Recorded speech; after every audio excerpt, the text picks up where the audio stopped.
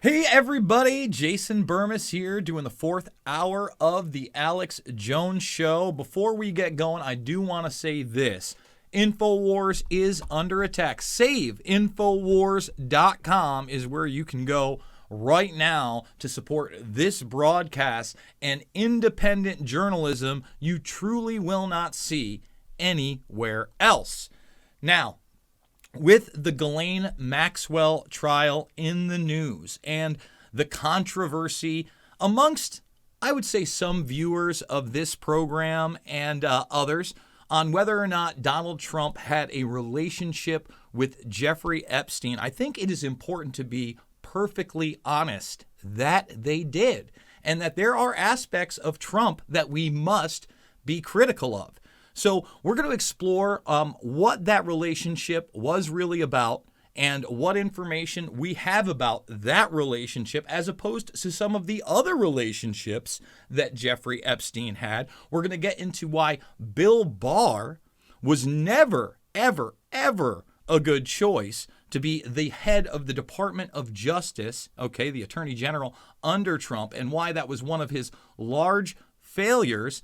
And then what I'd really like to do is expound upon the discussion that Alex Jones, Michael Cernovich, and Tim Pool had on Trump's failures, because I know there's a lot of people, including, Alex at this point, that want Trump in 2024. But unless we are going to have some major mea culpas, not just with his relationship with Epstein and wishing Ghislaine Maxwell well, by the way, twice, as she was arrested, we really have to look at the Assange situation and why that was one of the largest failures out there. So let's start with where this relationship was at. And it appears by most standards that there was a business relationship in properties at some point, and of course these guys hanging out. Now I want to emphasize there is no evidence of any type of pedophilia, and that the way that they went after Trump, love him or hate him, you have to believe that if they had that evidence, they would have used it against him. But in the book Filthy Rich by James Patterson from 2016, you really got a glimpse that there was a relationship. And what's interesting about that book is that James Patterson is like the most prolific and popular fiction writer out there at that point. And I would even argue he rivals Stephen King, right, as one of the most notable authors out there. I will say this, after this book, he did do a book with Bill Clinton. We can't ignore that fact. And it was that book that Filthy Rich, the Netflix Jeffrey Epstein special, was based on, which did not talk about any of the intelligence ties. Okay, and that's huge and very important and something we will get into, especially when we talk about Bill Barr.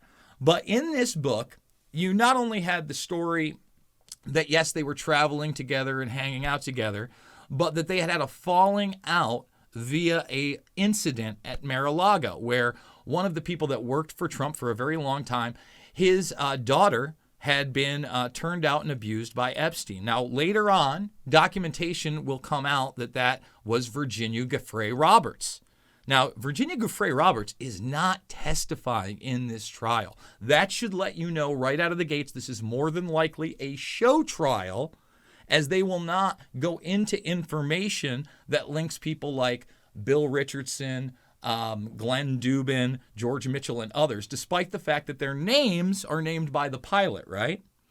And in that information, Virginia Giuffre Roberts identifies as this girl from Mar-a-Lago and says that is why that relationship ended. But there are others that say that it ended over a business deal. Now, whether or not you believe that Trump was on Epstein's plane, one of the other things that I always talked about was there's no doubt that he rode on Donald Trump's plane. So all the way back, I think it was like in the early 2000s, Vanity Fair had done a piece where they were talking to Donald Trump, and he was on a plane with Melania, and he commented to Jeffrey Epstein and Ghislaine Maxwell as they got on his plane that he had broken the cardinal sin and been late for someone else's plane. And again, this is a failure on Trump's part. Remember, Trump played the Epstein card on the way into office, right? Hannity asks Trump about Bill Clinton, who we now know for sure 20 plus times on the plane, the Clinton initiative claimed by Jeffrey Epstein's lawyer to be started by Jeffrey Epstein. You have that crazy painting of Bill Clinton in a blue dress in his New York mansion. Just nutty stuff, right? Just nutty stuff. But Trump leaned into it when Hannity asked him about Bill Clinton. He said, oh, well, he might have some problems being a friend of Jeffrey Epstein. So he was playing to that base that they wanted him to vote for, okay? And when you look at this, he, bragged apparently, Epstein bragged that he had thrown parties where Melania Trump was actually introduced to Donald before they were married. Now, I'm actually going to play a very positive Trump clip a little later on when we get into this COVID-19 84 total takeover, fourth industrial revolution, transhumanist agenda. But I want to say this. There are huge problems with Donald Trump, and no matter how negatively I'm about to talk about him, I want to say I voted for him twice over the other candidates. When you had the first time around, I was much more a Rand Paul guy when we were at the primaries, but Trump was the other guy, in my opinion, that was saying more truth than anybody, and I had to roll the dice on him. And in some respects, I think that his president did have major accomplishments. In others, especially with Assange, which we'll get into, it did not. So going in to Trump, I wanted to say these three things. And I was warning about these three things prior to the fact of him being elected. Number one, Donald Trump is a gangster. All right? He's a gangster, guys. I hate to tell you, that doesn't mean that he goes around shooting people or, capping them off. But this is a guy that started Atlantic City. Now, if you don't think that building a city that's based on organized gambling doesn't have anything to do with crime, I mean, just think about the unions and the construction all the way back in the 80s. Again, you're not paying attention. Two, kind of a misogynist, guys. 3 wives, Stormy Daniels, beauty pageants, a guy that, basically bragged about living on Big Macs and floozies, right? Not a surprise. All things I could get over. 3, and he's an actor. He was an actor. You go even outside of his reality TV show, and he's somebody I grew up with as a kid. He was very primed on shows like Donahue and Oprah and others. And then on top of that, you had that vaudeville aspect of him being related to professional wrestling all the way back in the day. So those were things that I warned about. You took them with Donald Trump, or you were lying to yourself. And the fact that he might be led astray when it comes to war and foreign policy. And I think that was absolutely 100% the case, right? So you look at, for instance, Bill Barr. And we got about a minute and a half, so we're going to play the clip on the other side. But Bill Barr actually had to talk about recusing himself from the Epstein case because he worked for Kirkland and Ellis, who represented Epstein, during the 2007-2008 Palm Beach trial. Yeah, they were doing law work for them. And then you get into Maria Farmer, who's not being called in this case. She went to what? The police and the NYPD all the way back in 1996. And we only found that out in 2017. Wasn't common knowledge. I mean, was it because Epstein had intelligence connections? Was it the fact that was brought up to Alexander Acosta, who made that sweetheart deal, and also another failure of Trump was his labor secretary, gets asked about it, says, basically talks around it, and then all of a sudden has to resign. Ask yourself that question. We're going to get deeper into Bill Barr, his relationship with the CIA, the deep state, and even Robert Mueller. Oh, they were best buddies before Russiagate? Oh, they covered up the BCCI scandal together that you're going to learn about on the flip side? You bet they did. Only at Infowars.com. I am Jason Burma, sitting in for the 4th hour. Remember to go to check out SaveInfowars.com and make that donation right now. They need you, folks. We will see you on the flip side. We are back. I'm Jason Burma, sitting in for Alex Jones in the 4th hour. We're talking Bill Barr and BCCI. Now, for those that are not aware of what the BCCI scandal is, it was a scandal in which you had those working in the Iran-Contra network, those working in the then Bin Laden network, and then a slew of other power players in politics and drug running getting caught up in a huge banking scandal. And guess what? The intelligence networks were involved, and that's why they called in their man, Bill Barr, to work with their man, Robert Mueller, to cover up the vast majority. Before I play this clip, I need people to understand that Bill Barr is lifelong CIA. He was in the Central Intelligence Agency before he became a lawyer. Okay, that's number one. Then he was chosen by Mr. CIA himself, George Herbert Walker Bush, as his attorney general, one of the youngest ever.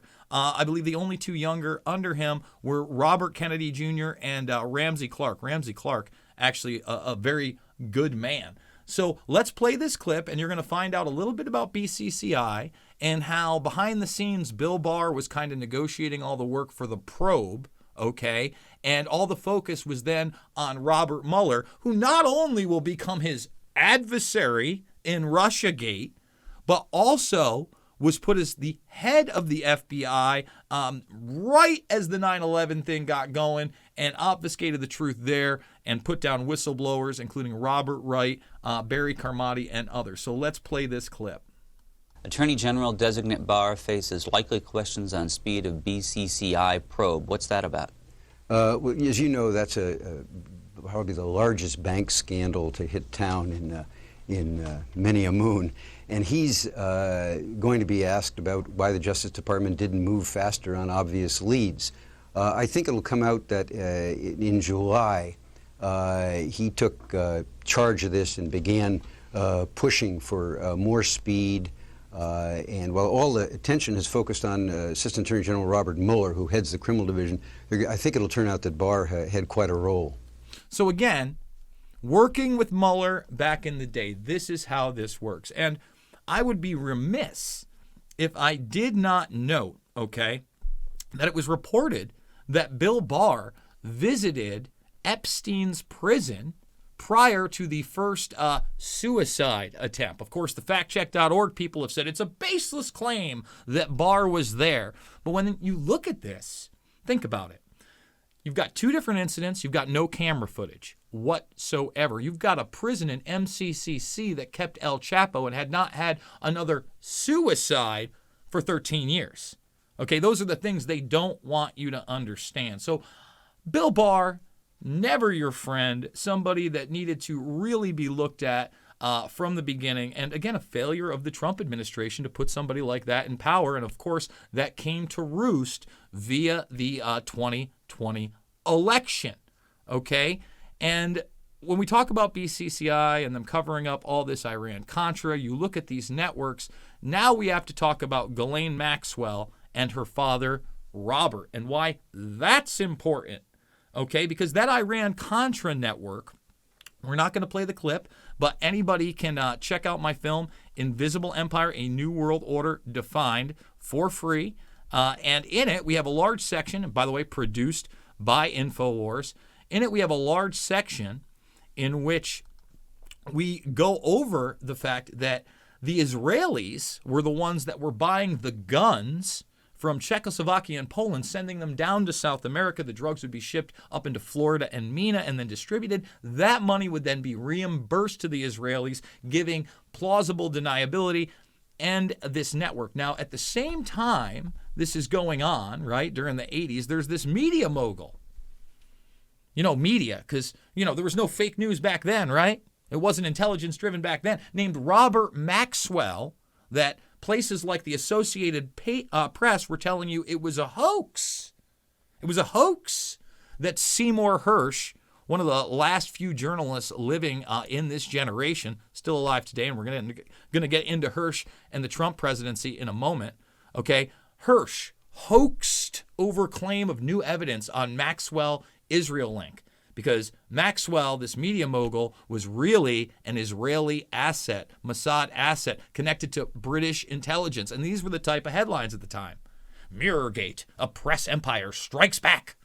Scandal, Seymour Hersh has been accused of libel because of book linking British journalists with Israeli Secret Service. And notice this is amplified and it's all over the place, right? 3 years later, gets a nice little side article right there. See how little the side article is? Tiny?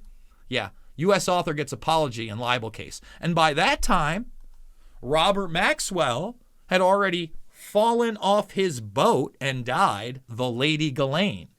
Okay?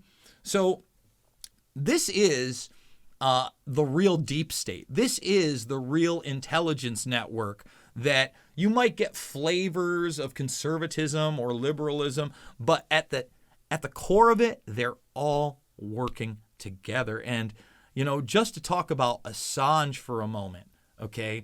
You had Julian Assange and the fact that Trump knew that he was not the source of those documents through Russia. In other words, all the DNC documents not there. Seymour Hersh is on audio talking about how he had an FBI asset of his who ends up in court papers to be Andrew McCabe, by the way. Okay, the deputy director of the FBI and somebody who was vocally against the Trump administration. Anybody can look into that as well.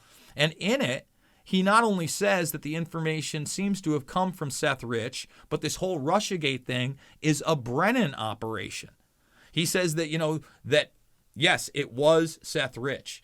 And it was really Trump's arrogance by sending Dana Rohrabacher in to see Assange, and Assange still refusing to give up his source, as he had done. He said, look, all this information's public. I don't need to give up the source and not cut the deal with Trump. And Trump failed, man.